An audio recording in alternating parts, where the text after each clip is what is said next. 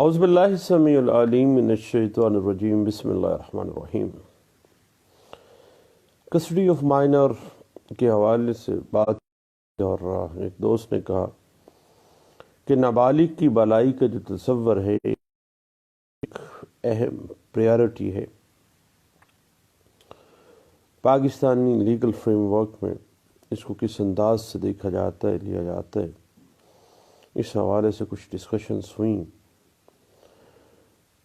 تو بات آگے بڑھتی ہے۔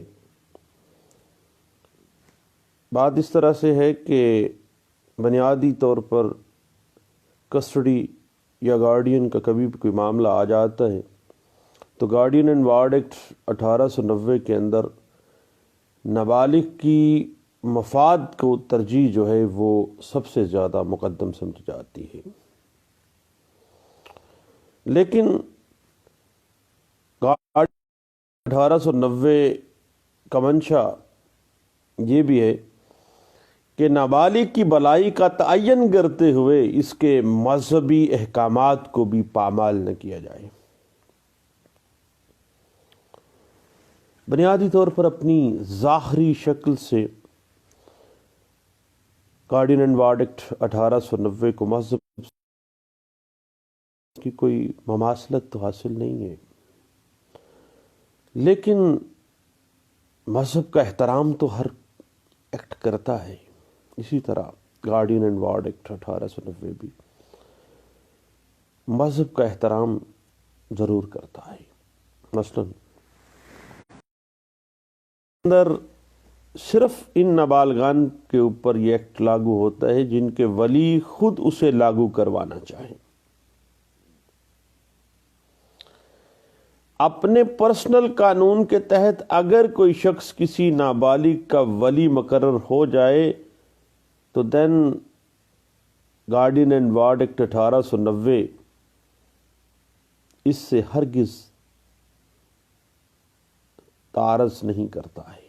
کوئی کنفلکٹ پیدا نہیں کرتا ہے، بلکہ ایسے ولی کا استقرار بھی، اس کا ڈیکلریشن آف رائٹ بھی اسی act guardian and ward act 1890 کے تحت ہی کیا جا سکتا ہے۔ ہم اصل پوائنٹ کی طرف آتے ہیں، that is the welfare of minor. تو جہاں تک نابالغ کی بلائی کا تعلق ہے تو وہ اسی طرح ہے جیسے مذہب اس کی بلائی چاہتا ہے، یعنی جس مائنر کی تحویل کو مذہب نابالغ کے لیے بہتر جانے اسی میں گارڈین اینڈ وارڈ ایکٹ 1890 بھی بہتر ہی جانتا ہے، اس سے اراض نہیں کرتا ہے، تعارض نہیں برتتا ہے، کانفلکٹ پیدا نہیں کرتا ہے۔ ایک اہم نقطہ ہے کہ نابالغ کے مفاد کو پیش نظر رکھ کر اگرچہ عدالتوں نے گارڈین اینڈ وارڈ ایکٹ 1890 کے مختلف جو فیصلہ جات ہوئے ہیں وہ کئی طرح سے ایک دوسرے سے کانفلکٹ بھی بعض اوقات کھا جاتے ہیں، البتہ جو فیصلے دیے جاتے ہیں ان میں مذہب کے اصولوں کی رعایت کی جاتی ہے، اور جو بعد میں آنے والے فیصلہ جات ہیں یا ہائر اپ کورٹس کے فیصلہ جات ہیں ان میں واضح کر دیا جاتا ہے کہ نابالغ کی ویلفیئر کی خاطر اس کے شخصی قانون کو چھوڑا بھی جا سکتا ہے، یعنی اس میں لینینسی بھی آ سکتی ہے۔ جورسٹک پریارٹی ایک ہی ہے، that is the welfare of minor. نابالغ کی بلائی کا ابتدائی تصور اخلاقی اور مذہبی اقدار سے ہم آہنگ تھا، لیکن بعد میں اس پہ آپ کو پتہ ہے کہ ہر کیس کے اپنے حالات و واقعات ہوتے ہیں، اس میں یہ بات ذہن میں بھی آ جاتی ہے کہ نابالغ کا مالی فائدہ اور نابالغ کی طبعی آسائش کس چیز میں زیادہ ہے، کس کسٹڈی میں جانے سے نابالغ کو فائدہ ہو سکتا ہے۔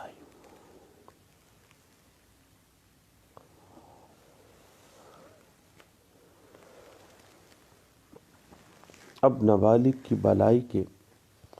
مادی تصور کے لیے مذہب سے آغاز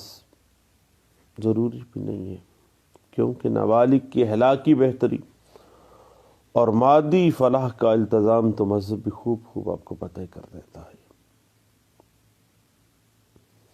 لیکن ہمارے ہاں اگر غلطی ہوتی ہے تو مذہبی ضابطوں کو سمجھنے میں ہوتی ہے۔ مثلا کسٹڈی اور گارڈین شپ کے مذہب کے اندر علیحدہ سے احکامات موجود ہیں، کسٹڈی کے علیحدہ سے موجود ہیں مذہب کے اندر بھی، اور گارڈین شپ کے علیحدہ سے اصول موجود ہیں، لیکن ہم غلط قسم کی مباحثت کی بنا پر لوگ انہیں ایک دوسرے کے ساتھ ملا دیتے ہیں۔ حسانت نابالغان کے حق کے علاوہ سرپرستوں کا حق بھی ہے۔ شرعی اصول نابالغوں کی بہتری کے ساتھ ساتھ سرپرستوں کے حقوق کو بھی مد نظر رکھ کر وضع ہوئے تھے کہ کس عمر تک نابالغ کو کس سرپرست کے پاس رہنا چاہیے، کس سرپرست کے پاس رہنے سے مائنر کی ویلفیئر تصور کی جائے گی۔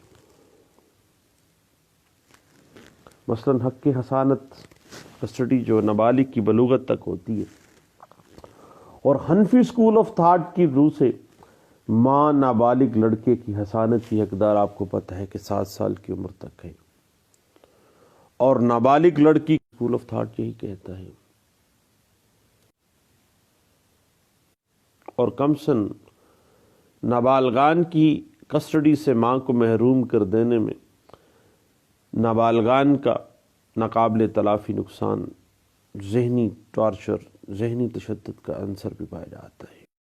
کیونکہ یہ سیٹلڈ پرنسپل ہے، اور قانون اور مذہب بھی اس بات پہ آتا ہے کہ کمسنی کی عمر میں ماں کی گود سے بہتر دنیا کی کوئی اور جگہ نہیں ہو سکتی ہے۔ بچے کو دولت سے کیا سروکار ہو سکتا ہے؟ اسے تو صرف شفقت اور پیار چاہیے، جو کہ جن سے بازار نہیں ہے۔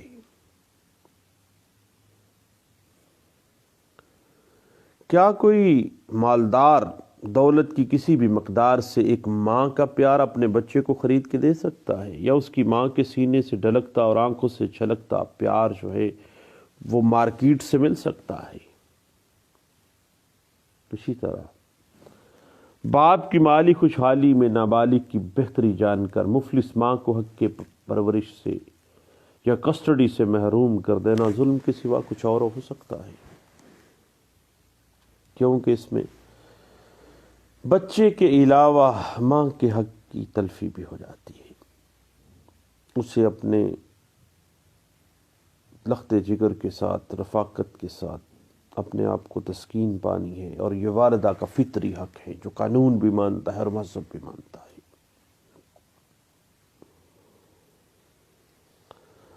اسی طرح اولاد کے اوپر باپ کا حق بھی ہے۔ جب نابالغ لڑکا 7 سال کا ہو جائے گا، لڑکی بالغ ہو جائے گی، تو باپ کی زیر پرورش آ جانے چاہیے۔ ابتدائی عمر میں تو بچوں کو ماں کی ضرورت ہوتی ہے، اور وہ کام مرد نہیں کر سکتا۔ بعد میں ادب آداب تعلیم دینے کے لیے باپ کی سرپرستی کی بچوں کو ضرورت پڑ جاتی ہے۔ لہٰذا اس وقت اگر باپ کو بچوں کی کسٹڈی سے محروم کر دیا جائے تو اس میں پدری حق کے بھی نقصان ہونے کا خدشہ تو ہے۔ اب ماں کی بہتر مالی حالت ہو، باپ کو اس کے حق کی حسانت سے محروم نہیں کیا جا سکتا، اور نہ ہی باپ کو اس بنا پر حق کے کسٹڈی سے محروم کیا جا سکتا ہے کہ اس نے نابالغ کی ماں کو طلاق دینے کے بعد دوسری شادی کر رکھی ہے۔ اس وجہ سے بھی باپ سے کسٹڈی نہیں چھینی جا سکتی ہے کہ اس کا جب قربت نہ رکھتے ہوئے کسی اجنبی مرد کے ساتھ کر لیتی ہے، یا بدچلنی کا کوئی ارتکاب کر بیٹھتی ہے، یا من جملہ بہت سی دیگر وجوہات ہیں جو کہ ویلفیئر آف مائنر کے اوپر سٹگما لگا دیتے ہیں، اور وہ گرے ایریا میں فال کر جاتا ہے کہ آخر کار بچے کی ویلفیئر جو ہے وہ خطرے میں پڑ گئی ہے۔ ماں کا حق جب تک ہوتا ہے حسانت اس کے پاس رہنی چاہیے، اور اس کے بعد بہر صورت کسٹڈی جو ہے وہ باپ کے پاس آ جانی چاہیے، اور اسی میں ایک مائنر کی فلاح اور بہتری ہے، چاہے وہ والدین میں سے ہر ایک کے پاس کیسے ہی حالات میں کیوں نہ رہے، دونوں کا پیار اس کو چاہیے، دونوں کی اس کو ضرورت ہے۔ نابالغوں نے طبعی اور ذہنی نشو و نما کے ساتھ ساتھ ترجیحاً اخلاقی اور روحانی ارتقاء کے مراحل بھی ابھی اپنی زندگی میں طے کرنے ہوتے ہیں، زندگی کی ابتدائی سٹیجز ہوتی ہیں۔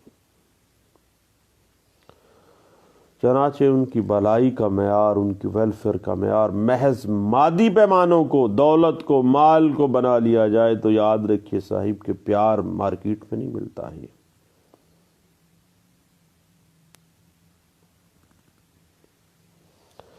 ماں سے جو کچھ بچہ حاصل کرتا ہے وہ اسے باپ سے نہیں مل سکتا، اور باپ کے بغیر بچے کا جو حرج ہوتا ہے وہ اس کی ماں اس کی تلافی نہیں کر سکتی۔ پرورش کے دوران پہلی عمر میں بچے کو انس و پیار جو ماں سے اس کو مل سکتا ہے، اور تھوڑا سا بڑا ہو کے جو معاملات اس کو باپ سے درکار ہیں وہ سارا کچھ اس کو ماں سے ہی، باپ سے ہی ملنی ہے، کیونکہ یہی جبلتی فطری تقاضے ہیں، مذہب کے بھی یہی تقاضے ہیں۔ اور یاد رکھیے گا کہ کسٹڈی کے جو خدائی اصول ہیں، ڈیوائن پرنسپلز ہیں جو اللہ اور اس کے رسول صلی اللہ علیہ وسلم نے ڈرا کر دیے ہیں، ان کو توڑ کر ویلفیئر آف مائنر کو آپ حاصل نہیں کر سکتے ہیں، کیونکہ اس طرح سے بچے کی شخصیت جو ہے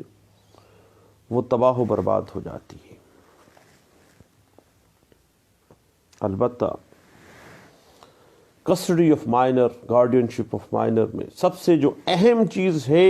وہ بچے کی فلاح و بہبود کو مد نظر رکھا جائے گا۔ فلاح و بہبود سے مراد صرف مادیت نہیں ہے، بلکہ اس کی اخلاقی، اس کی تربیتی، اس کی مذہبی، اس کی روحانی تمام ترجیحات اس میں شامل ہیں۔ اس بات کو 2009 SCJ پیج 572 میں، 2016 CLC پیج 339 میں، اور 2015 CRLJ پیج 726 میں ڈسکس کیا گیا تھا۔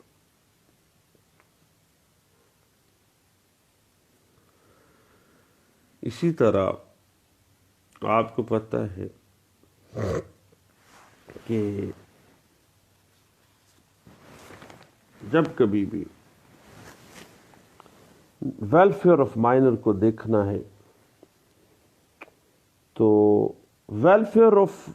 مائنر فیصلہ کرنے کے لیے کوئی رول، کوئی طریقہ کار قانون کے اندر موجود نہیں ہے، بلکہ welfare of minor Hare case کے اپنے سرکمسٹانسز کے مطابق ہی ڈرا کیا جائے گا، اور ہر مقدمے کے حالات و واقعات کے اوپر ان کا انحصار ہوگا، اور اسی کے مطابق ایک جورسٹک پریارٹی ہونی چاہیے کہ بچے کی ویلفیئر کس چیز میں ہے۔ اس بات کو 2010 MLD page 477 Lahore high court میں بھی ڈسکس کیا گیا تھا۔ اور اسی بات کو مزید اگر آپ دیکھنا چاہیں تو 1996 CLC پیج 1 ہے،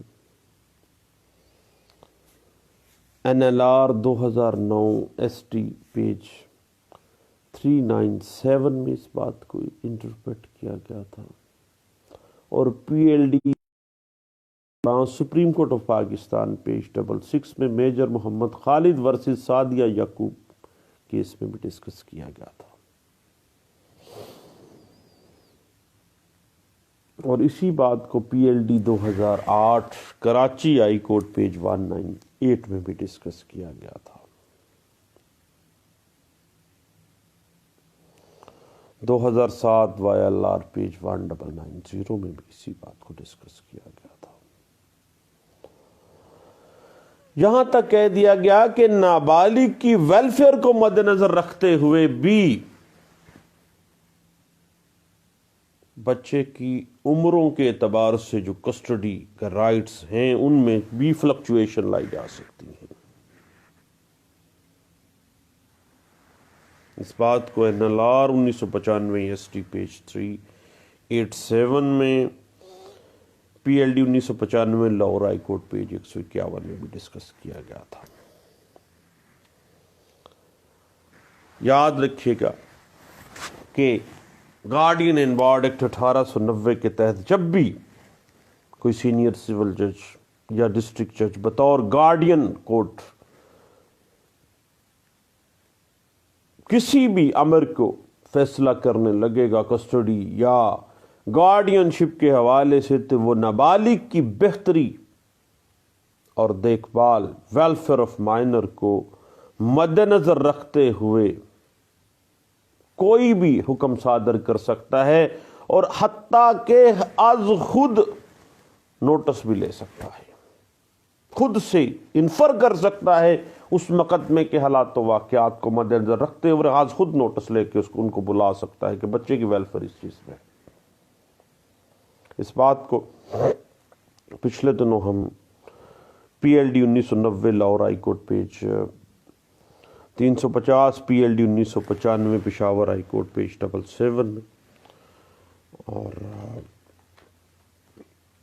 2015 CRLJ پیج 726 میں ہم نے اسی بات کو دیکھا تھا، اور اسی بات کو 2010 MLD پیج 695 میں بھی ڈسکس کیا گیا تھا۔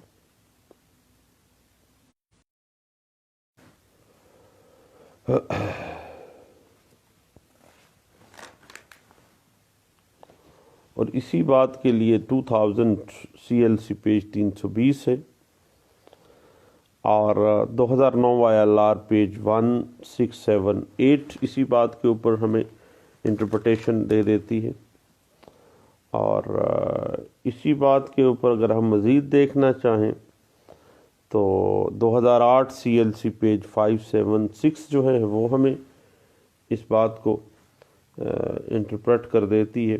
اور PLD 2010 Karachi high court page 50 ہمیں اس بات کو انٹرپریٹ کر دیتی ہے، اور PLD 2010 Lahore high court page 206 اس بات کو بڑے اچھے انداز سے انٹرپریٹ کر دیتی ہے۔ اور اس بات کے اوپر اگر آپ بنیادی کوئی انٹرپریٹیشن دیکھنا چاہیں تو PLD 1963 Lahore high court page 534 جو ہے وہ اس بات سے ہمیں انٹرپریٹ کر دیتی ہے کہ ویلفیئر اور زیادہ جورسٹک پریارٹی ہونی چاہیے کہ نابالغ کا سرپرست والد کی بجائے اگر کسی اور کو بھی مقرر کرنا پڑتا ہے تو عدالت کے اوپر کوئی بار نہیں ہے، بٹ ویلفیئر آف مائنر جو ہے اس پہ کوئی کمپرومائز نہیں ہے۔